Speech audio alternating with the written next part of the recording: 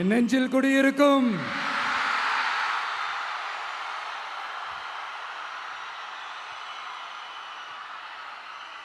தமிழக மக்கள் உங்கள் அனைவருக்கும் என்னுடைய வணக்கமும் என்னுடைய நன்றிகளும். குறிப்பா திருச்சி கிழக்கு தொகுதி மக்கள் உங்கள் அனைவருக்கும் என்னுடைய ஸ்பெஷல் வணக்கமும் ஸ்பெஷல் நன்றிகளும். இதை நான் ஏன் இப்படி சொல்றேன்னா, என்னை இப்போ பெரம்பூர் தொகுதி எம்எல்ஏன்னு தான் சொல்லுவாங்க. பட் ஆனால் அது எலெக்ஷன் கமிஷனோட அந்த சட்ட விதிகளுக்கு மட்டும்தான் அப்படி. ஆனால் என்னை பொறுத்த வரைக்கும், தமிழ்நாட்டை பொறுத்த வரைக்கும், தமிழ்நாட்டுக்கு எப்படி திருச்சி ஒரு இதயம் மாறியோ, அந்த மாதிரி என்னோட இதயத்துக்கு திருச்சி கிழக்கு தொகுதி மக்களும் ரொம்ப ரொம்ப ரொம்ப க்ளோஸ் தான். அதுல எந்த மாற்றமும் கிடையாது. சரிங்களா?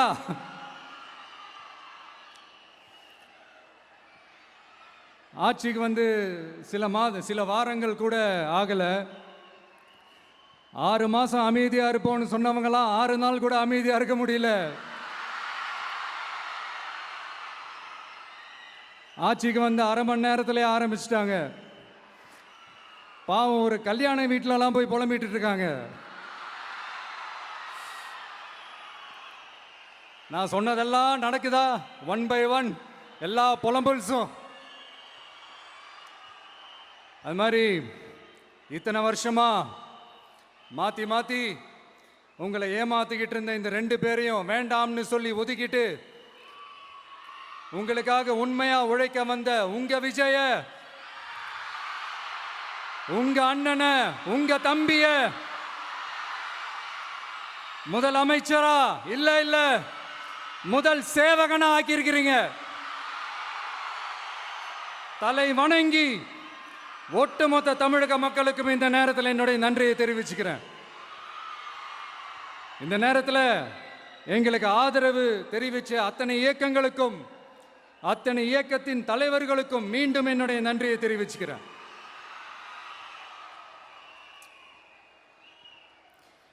புரட்சி தலைவர் எம்ஜிஆர் அவர்களுடைய முதல் தேர்தலில் கூட இந்த அளவுக்கு ஒரு ஓட் பர்சன்டேஜ் வாங்கலை அப்படின்ட்டு நிறைய பேர் சொன்னாங்க.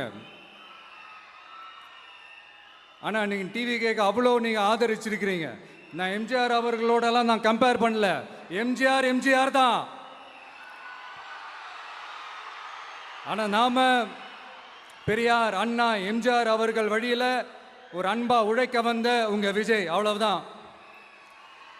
1977 நீங்க போடாத ஓட்டை 2026 நீங்க போட்டிருக்கிறீங்க. என்ன ஒண்ணு, இன்னும் கொஞ்சம் அதிகமா ஆதரிச்சிருந்தீங்கன்னா கொஞ்சம் நல்லா இருந்திருக்கும். பட் பரவாயில்ல, ஃபியூச்சரில் வரப்போகிற எல்லா தேர்தலையும் உங்களுடைய முழு சப்போர்ட்டை என்னால் வாங்க முடியுன்ற அந்த ஒரு நம்பிக்கை இப்போ என் மனசில் ரொம்ப ஆழமாக பதிஞ்சிருக்கு. ஏன்னா நீங்கள் அமைச்சு கொடுத்துருக்கிற இந்த ஆட்சியில் எல்லா நன்மைகளையும் நீங்கள் கண்கூடா பார்க்க தான் போறீங்க அப்படின்ற அந்த கான்ஃபிடென்ஸும் இப்போ என் மனசில் ரொம்ப ஆழமாக பதிஞ்சிருக்கு. யார் எந்த நிலைமைக்கு எந்த பொசிஷனில் போனாலும் இந்த கிண்டலும் கேலியுமா பேசுறது இருக்கத்தானே செய்யும். நம்மளை பற்றி, நம்ம அரசியலை பற்றி, நம்ம பேச்சை பற்றி இந்த கிண்டலும் கேலியுமா பேசிட்டு தானே இருப்பாங்க. அவங்க எல்லாருக்குமே என் சைட்லேருந்து ஒரே ஒரு ரிக்வெஸ்ட், தயவு செஞ்சு நிப்பாட்டிடாதீங்க. தயவு செஞ்சு கண்டினியூ பண்ணுங்க. நீங்க தான் என்னோட எனர்ஜி ஃபோர்ஸு. நீங்க பேசிக்கிட்டே இருங்க. நான் மக்களுக்கு தேவையான நல்லதை செஞ்சுக்கிட்டே இருப்பேன். அடுத்து இப்போ நம்ம புதுசாக அந்த சூட்லாம் போட்டு வரோம்ல, அதை பற்றி கூட நிறைய பேர், ஏன் நாமெல்லாம் கோட் சூட்லாம் போடக்கூடாதா? அதிகாரம் செய்கிறவங்களும் ஆதிக்க சக்திகளும் மட்டும்தான் கோட் சூட்லாம் போடணுமா என்ன? அப்பெல்லாம் எதுவுமே கிடையாது. நான் என்ன கலராக போட்டு வரேன், 2 கலர். நம்ம எல்லாரும் மனசு மாதிரியே பிளாக் அண்ட் ஒயிட். எல்லாத்திலும் பிளாக் அண்ட் ஒயிட்டா இந்த விஜய் இருப்பான் அப்படின்னு காட்டுறதுக்கு தான் அந்த கலர். அடுத்து அந்த பிளாக் கூட யாரை குறிக்கும் எதை குறிக்கும்ன்றது நான் சொல்லி தான் தெரியணும்னு அவசியம் இல்லை, அது உங்களுக்கே நல்லா தெரியும். எல்லாத்துக்கும் இப்படி வழக்கம் சொல்லிக்கிட்டு நசன் பேசுகிற டைப்பும் நம்ம கிடையாது. உங்களுக்கே தெரியும், அதிகபட்சமாக எல்லா மீட்டிங்கிலும் 20 நிமிஷம்குள்ளே தான் நான் பேசியிருக்கிறேன். அதனால் இப்போ மக்கள் என்கிட்ட என்ன சொல்கிறாங்க அப்படின்னா, இந்தப்பா விஜய், நீ எங்களுக்காக உழைக்கிறதுக்காக வந்திருக்கிற, அந்த வேலையை மட்டும் பாரு, உன்னை பற்றி பேசுகிறவங்கள நாங்கள் பார்த்துக்கிறோம் அப்படின்னு சொல்லிட்டாங்க. சரி, ஆனது ஆச்சு. இப்போ என்ன, உனக்கு எதிரிகளே இல்லையா அப்படின்லாம் கேட்டேன். அப்படிலாம் நான் சொல்ல மாட்டேன், அப்படிலாம் நான் நினைக்கவும் மாட்டேன், அப்படி நினைக்கவும் கூடாது. இப்பவும் சொல்கிறேன், அரசியல் ரீதியாக சொல்கிறேன், 2 பேருக்கு நடுவில் தான் போட்டியே. ஒன்று இன்னொன்று, எஸ், ஒன்று டிவிக்கு, இன்னொன்று டிஎம்கே. இதுக்கு நடுவில் வேற யாருக்கும் எந்த வேலையும் கிடையாது. ஏதாவது இருக்குன்னு சொல்றீங்க? எலெக்ஷனுக்கு முன்னாடியும் அவங்களுக்கு ஒரு வேலையும் இல்லை, இப்ப எலெக்ஷனுக்கு அப்புறம் சுத்தம். ஆனா இந்த திமுகவும் மற்றும் பலரும் ஒன்னா சேர்ந்துக்கிட்டு இந்த விஜயோட ஆட்சி வந்துடக்கூடாதுன்னு சொல்லி ஒரு கூத்து ஒன்று பண்ணாங்களே, அந்த கடைசி 5 நாள், அடாடாடாடாடா, நமக்கெல்லாம் ஓஹோ இப்படியெல்லாம் கூட நடக்குமோ என்ன கூத்துங்கிறீங்க. ஆனா ஃபியூச்சர் என்னவா இருக்குன்றதை மட்டும் இப்ப நான் சொல்றேன். உங்களுக்காக உண்மையா உழைக்க வந்த இந்த விஜயா, இல்ல இந்த விஜயோட ஆட்சி அமைஞ்சிடக்கூடாதுன்னு தடுக்க நினைச்ச ஸ்டாலின் சாரா, அவ்வளவுதான். இதுக்கு நடுவில் வேற யாரும் எந்த அல்லு சில்லும் உள்ள வந்து நம்மளை தடுக்கிறதோ எதிர்க்கிறதோ ஏதாவது பண்ணாங்கன்னா நிர்வாகம் அதுக்கு பொறுப்பில்லை ராஜா, நிர்வாகம் அதுக்கு பொறுப்பில்லை. ரிசல்ட் என்னவா வரும்ன்றது அது உங்களுக்கே நல்லா தெரியும். நம்மளை ஏளனமா பேசுறதா நினைச்சு அவங்களுக்கு ஆப்பு வச்சுக்கிறாங்க. திமுக நம்மளை தடுக்க, திமுக நம்மளை எதிர்க்க, திமுக நம்மளை அவமானப்படுத்த அத்தனையும் நமக்கு நன்மையே.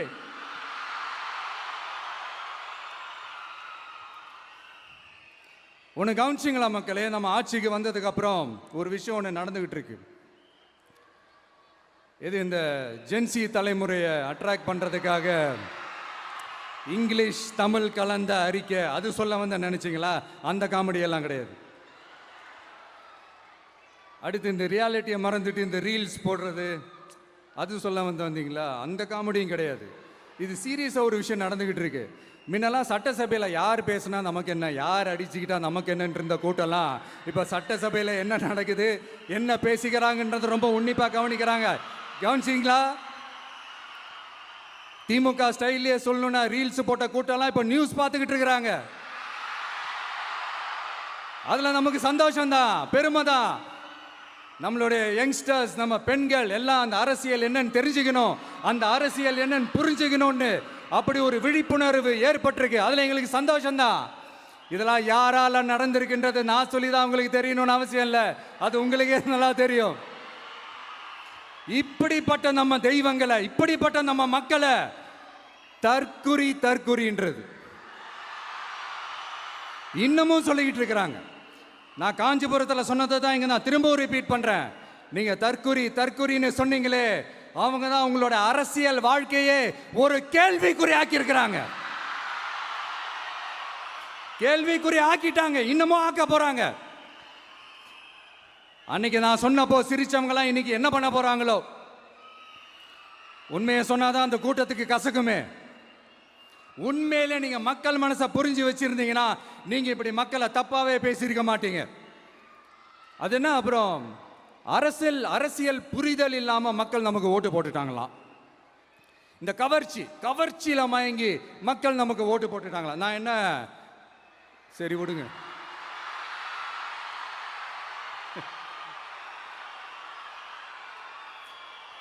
மக்கள் அவங்களுக்கு ஓட்டு போட்டா அந்த மக்கள் நல்லவங்களாம், அதே மக்கள் நமக்கு ஓட்டு போட்டா அந்த மக்கள் கெட்டவங்களா, தற்குறியா. இதே மக்கள் தான் இத்தனை வருஷமா அவங்களுக்கு ஓட்டு போட்டுட்டு இருந்தாங்க. உங்களுக்கு மட்டும் என்ன, வேற ஏதாவது பிளானட்ல இருந்து குதிச்சு ஓட்டு போட்டு போனாங்களா? தற்கொரியாமா, தற்கொரி நல்லா வருது, வேணான்னு பாக்குறேன். எங்க அண்ணன் விஜயகாந்த் அண்ணன் சொல்ற மாதிரி, அண்ணா அவர்கள் ஆரம்பிச்ச கட்சியை ஒரு அடிமை கூடாரமா ஆக்குனது யாருங்க சார்? இப்படியெல்லாம் ஆக்கிட்டு உண்மையை சொல்லு உடன்பிறப்பேவா. உங்களோட அந்த உண்மையான உடன்பிறப்புக்கெல்லாம் என்ன சொல்றாங்க தெரியுமா சார்? திமுக இப்படி ஆனதுக்கு காரணம், அந்த காரணத்தை வெளியிலலாம் போய் தேடாதீங்க, உங்க குடும்பத்துக்குள்ளேயே கேளுங்கிறாங்க. உங்களுக்காக மாடா உழைச்சி தேஞ்சு போய் கிடக்கிறோம். திமுக இப்படி ஆனதுக்கு காரணம் உழைக்காம சொகுசா இருக்கிற உங்க குடும்பத்துக்குள்ளேயே போய் கேளுங்கிறாங்க. ஒவ்வொரு திமுக தொண்டனும் அதை சொல்றாங்க. அதை புரிஞ்சிக்காம நம்மளையும் நம்ம மக்களையும் தப்பா பேசிக்கிட்டு, நீங்க மக்களை தப்பா பேசுனீங்கன்னா இந்த விஜய் வந்து கேள்வி கேட்பான், சும்மா இருக்க மாட்டான்.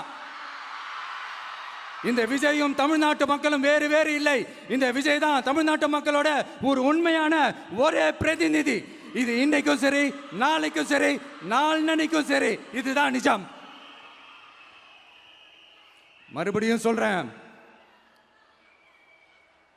நமக்கும் மக்களுக்கும் இடையே இருக்கிற இந்த பூர்வ ஜென்ம பந்தத்தை, அந்த உறவை ஏதோ இந்த சதிகள் சூழ்ச்சிகள் பண்ணி யாராலையும் எதுவும் கெடுக்கவே முடியாது. கெடுக்க ட்ரை பண்ணீங்க நம்ம ஆட்சிக்கெல்லாம் வரதுக்கு முன்னாடி. என்ன சதிகள், என்ன சூழ்ச்சிகள், என்னென்னலாம் பண்ணி எப்படியெல்லாம் தடுத்துடலான்னு. ஆனால் இப்போ ஆட்சிக்கு வந்த இந்த சாமானிய மக்கள் ஆட்சியை நீங்கள் இந்த எதிர்கட்சியாக இருக்கும் போது ஒன்று யூஸ் பண்ணுவீங்கள்ல, இந்த பழைய டெக்னிக்கு, அதெல்லாம் யூஸ் பண்ணி நம்மளையும் மக்களையும் பிரிச்சலாம்னு நினச்சிங்கன்னா அது ஒரு காலம் நடக்காது. மக்கள்லாம் ரொம்ப தெளிவாயிட்டாங்க சார், ரொம்ப தெளிவாயிட்டாங்க. அதனால ஒரு ஆக்கப்பூர்வமான ஒரு எதிர்கட்சியை செயல்பட்டு மக்கள் மனசை வெல்ல பாருங்க. இந்த கடைசி லாஸ்ட் 1 மந்த்தா நடந்த ஒரு சில விஷயங்கள் உங்ககிட்ட நான் ஷேர் பண்ணணும்னு ஆசைப்படுறேன். இந்த 200 யூனிட் மின்சாரம், கட்டணமில்லா மின்சாரம் அறிவிச்சோம். அதில் ஆல்ரெடி இருந்த 100 யூனிட் திமுக கொடுத்தது கிடையாது. மேடம் ஜெயலலிதா மேடம் இருந்தப்போ செஞ்சுட்டு போனது. ஸ்டாலின் சார் பதவி போன அந்த கடுப்புல அறிக்கையா விட்டு தள்ளிக்கிட்டு இருக்கிறாரு. என்ன பண்ணீங்க உங்களுடைய ஆட்சியில்? மக்கள் பணத்தை, டாஸ்மாக்ல இருந்து அடிச்ச அந்த பணத்தை, ஊழல் செஞ்ச அந்த ஃபைலை க்ளோஸ் பண்றதுக்கு அலையா அலைஞ்சிங்க. ஆனா இந்த விஜய் மக்களுக்கு தொந்தரவா இருக்கிற அதே டாஸ்மாக க்ளோஸ் பண்ணா. விவசாயிகளோட அந்த கடனை தள்ளுபடி மேக்சிமம் இந்த 1 மந்த்ல என்ன செய்ய முடியுமோ அதை செஞ்சான். நீங்க தான் அந்த நிதி சம்பந்தமா இருக்கிற எல்லா கேட்டையும் லாக் பண்ணி வச்சுட்டு போயிருக்கிறீங்க. அதை சரி செய்ய வேணாமா? அதை ஒழுங்குபடுத்த வேணாமா? அதனால மறுபடியும் சொல்றேன், இந்த விஜய் பொய் சொல்லி ஏமாத்துறதுக்காகலாம் அரசியலுக்கு வரல. உங்க கூடவே நிக்கிறதுக்காக மட்டும்தான் அரசியலுக்கு வந்திருக்கிறேன். அதுல எந்த மாற்று கருத்துமே கிடையாது. கவலையப்படாதீங்க விவசாய பெருமக்களே. அடுத்து இந்த சட்டம் ஒழுங்கு, அது சரியில்லை இது சரியில்லைன்னு சொல்லி திமுகவும் மற்றும் பலரும் மாறி மாறி கூவுறீங்க. நான் ஒன்று கேட்குறேன், இந்த மாடல் அரசுன்னு சொல்றீங்களே, அதில் என்ன செஞ்சு வச்சுட்டு போயிருக்கீங்க? ஒரு ஊர் விடாம, ஒரு தெரு விடாம போதைப் பொருள் கலாச்சாரம் அப்படியே ஸ்ப்ரெட் ஆகி கொட்டி கிடக்குது. அது அப்பவே இனிஷியல் ஸ்டேஜ் அதை நீங்க கண்ட்ரோல் பண்ணியிருந்தீங்கன்னா இத்தனை பெண்களை இழக்க வேண்டிய ஒரு சூழ்நிலை ஏற்பட்டிருக்குமா? எல்லாத்தையும் பண்ணிட்டு பழிய தூக்கி ஏன் மேல போடுறாங்க. நீங்க என்ன பழி நம்ம மேல போட்டாலும் மக்கள் நிம்மதியா வாழக்கூடிய அந்த செயலை கண்டிப்பா இந்த விஜய் செஞ்சு தான் காட்டுவான். அதுக்காக தான் எஃபிஷியன்டான போலீஸ் ஆஃபீஸர்ஸ் நான் அப்பாயிண்ட் பண்ணியிருக்கிறேன். எஃபிஷியன்டான அந்த போலீஸ் ஆஃபீஸர்ஸ் டீம் நான் அப்பாயிண்ட் பண்ணியிருக்கிறேன். பெண்கள் பாதுகாப்பான அந்த சிங்க பெண் காவல் படை நெக்ஸ்ட் வீக் அதை இனாகரேட் பண்ண போறோம். தப்பு செஞ்சவங்களுக்கான தண்டனை, அதுக்கான சார்ஜ் ஷீட் எல்லாமே ரொம்ப ஃபாஸ்டா, ரொம்ப ஸ்பீடா செய்யறதுக்கான அந்த வேலையை செய்ய சொல்லி இருக்கிறோம். கோர்ட்ல கூட தப்பு செஞ்சவங்களுக்கான அந்த கடுமையான தண்டனை வாங்கி கொடுக்கறதுக்கான அந்த வேலையையும் ரொம்ப சீக்கிரமா செய்ய சொல்லி இருக்கிறோம். அதனால நீங்க என்ன பழி நம்ம மேல போட்டாலும் உண்மையா உறுதியா மக்களுக்கு தேவையான எல்லா விஷயங்களையும் இந்த விஜய் செஞ்சு தான் காட்டுவான். இப்படியெல்லாம் நம்ம சொல்றதுனால இவங்க என்ன சொல்லுவாங்க தெரியுமா? அவங்க தான் ஆட்சியிலே இல்லையே, அப்புறம் ஏங்க அவங்கள குறை சொல்றீங்க அப்படின்னு கேட்பாங்க. வேரில் வெந்நியை ஊற்றிட்டு போனவங்கள வெளிச்சம் போட்டு காட்டாம பின்ன வேற என்ன சொல்லுவாங்க? இதெல்லாம் மக்கள்கிட்ட நம்ம தெளிவாக எடுத்து சொல்லணும் இல்லையா? அதுக்காக தான் இதெல்லாம் சொல்லிட்டு இருக்கிறேன். நம்ம மக்களுக்காக இவ்வளோ வேலை பார்க்குறோம், ஆனால் இவங்க அதையெல்லாம் விட்டுட்டு குதிரை பேரம் பண்ணுறாரு, அது பண்ணுறாரு, இது பண்ணுறாருன்னு சொல்லிட்டு தப்பு தப்பாக கதையெல்லாம் அடித்து விட்டுக்கிட்டு இந்த தீய சக்தியும் தீந்து போன சக்தியும் அதாங்க திமுகவும் மற்றும் பலரும் ஒன்னா சேர்ந்துக்கிட்டு திருட்டுத்தனமா யாருக்கும் தெரியாம ஒரு ஓரமா மூலையில உட்கார்ந்துட்டு பேரம் பேசி கூட்டு சேர்ந்து ஆட்சி அமைச்சு கொள்ளையடிக்க திட்டம் போட்டாங்க. அது ஏன் தெரியுமா? உங்களோட இந்த டிவிக்கு ஆட்சி அமைஞ்சா அவங்க பொழப்பே போயிடும். அந்த கொள்ளையடிக்கிறது, லஞ்சம், ஊழல் எல்லாமே கத்தம் கத்தம். அதான் இந்த காரணம். அடுத்து ஸ்டாலின் சார், திமுக வந்து இப்போ தீய சக்தி மட்டும் இல்ல, மக்களை விட்டு ரொம்ப தூரமா போன தூர சக்தி, ஓர சக்தி, கோர சக்தி, பார சக்தி. நீங்க எப்போ இந்த தீந்து போன சக்தியோட நீங்க கூட்டு சேர்ந்துக்கிட்டு ஆட்சி அமைக்கணும்னு நினைச்சீங்களோ, அப்பவே இந்த திமுக தூர்ந்து போன சக்தியாகவும் ஆயிடுச்சு. நீங்களாம் நம்மளை பத்தி அவதூறு பேசலாமா சார்? இது நியாயமா? மக்களை இவ்வளவு பெரிய மக்கள் சக்தி நம்மளோடு இருக்கும் போது நமக்கு எதுக்கு வேற அரசியல்? எலெக்ஷன்ல 50-60 வருஷமா இருந்த சாதிய உடைச்சிருக்கிறோம், மதத்தை உடைச்சிருக்கிறோம், காசு கொடுத்து ஓட்டு வாங்கறத உடைச்சிருக்கிறோம். நாம எது செஞ்சாலும் கான்ஸ்டிடியூஷன்ல தான் செய்வோம். நாம சிங்கிள் மெஜாரிட்டி வாங்கி இருந்தாலும் நம்மளை நம்பி முறையா கூட்டணியில கட்சியில ஆதரிக்க வர்றவங்களை அரவணைச்சு தான் இருப்போம். நான் இப்பவும் மீண்டும் டிக்ளேர் பண்றேன், டிவிகே ஆட்சி எந்த பாகுபாடும் இல்லாம எல்லாருக்குமான ஒரு ஆட்சியா தான் இருக்கும். அதுல எந்த மாற்றமும் கிடையாது. ஸ்டாலின் சார் மாதிரி ஊசலாட்டம் இருக்கவே இருக்காது. மதச்சார்பற்ற கொள்கையில சமரசமே இல்லை. மாநில உரிமைகளை விட்டு கொடுக்கவே மாட்டோம். நதி நீர் உரிமைகளை விட்டு கொடுக்கவே மாட்டோம். சமூக நீதி, சம நீதிய, சமத்துவ நீதிய ஒரு நாளும் விட்டு கொடுக்கவே மாட்டோம். அதனால திருச்சி கிழக்கு தொகுதி மக்களே, தமிழ்நாட்டில் இருக்கிற 234 தொகுதியும் நம்ம தொகுதி தான். அதுல எந்த கட்சி ஜெயிச்சிருந்தாலும் அது நம்ம தொகுதி தான். பெரம்பூரா இருக்கட்டும், திருச்சி கிழக்கா இருக்கட்டும், எனக்கு 2 கண்கள் மாதிரி. அதுலயும் திருச்சி கிழக்கு என் செல்லப்புள்ள மாதிரி. அதனால வரப்போற இடைத்தேர்தல்ல உங்க வீட்டில் இருக்கிற ஒருத்தரை, உங்கள ஒருத்தரை தான் வேட்பாளரா நிக்க வைக்க போறோம். நீங்க எப்படி இந்த விஜய்க்கு ஆதரவு கொடுத்து ஓட்டு போட்டு ஜெயிக்க வச்சீங்களோ, அதே மாதிரி வரப்போற இடைத்தேர்தல்ல உங்களுடைய அந்த வேட்பாளரையும் ஜெயிக்க வைப்பீங்கன்ற அந்த ஒரு நம்பிக்கை நான் முழுமையாக தான் நம்புறேன். உங்களுக்காக உழைக்க வந்திருக்கிறேன். உங்களுக்காக எல்லா விஷயத்தையும் நான் பார்த்து பார்த்து செய்வேன். ஊழல் இல்லாத, லஞ்சம் இல்லாத ஒரு ஆட்சியை நான் கொடுப்பேன். I understand. ஒரே நாள் அது நடக்காததான், ஒரு மேஜிக் இல்லை. பட் ஒரு நாள் அதை நான் நடக்க வைப்பேன். எனக்கு இப்ப வேற எந்த வேலையும் இல்லை உங்களுக்காக உழைக்கிறத தவிர. என் கடன் இனி என் மக்களுக்கு பணி செய்து கிடைப்பதே. மீண்டும் என்னை ஜெயிக்க வச்ச தமிழக மக்களுக்கும் திருச்சி கிழக்கு தொகுதி மக்களுக்கும் மீண்டும் என்னுடைய நன்றியை தெரிவிச்சுக்கிட்டு கான்பிடண்டா இருங்க, நல்லதே நடக்கும், வெற்றி நிச்சயம். மீண்டும் சந்திக்கும் வரை நன்றி, வணக்கம்.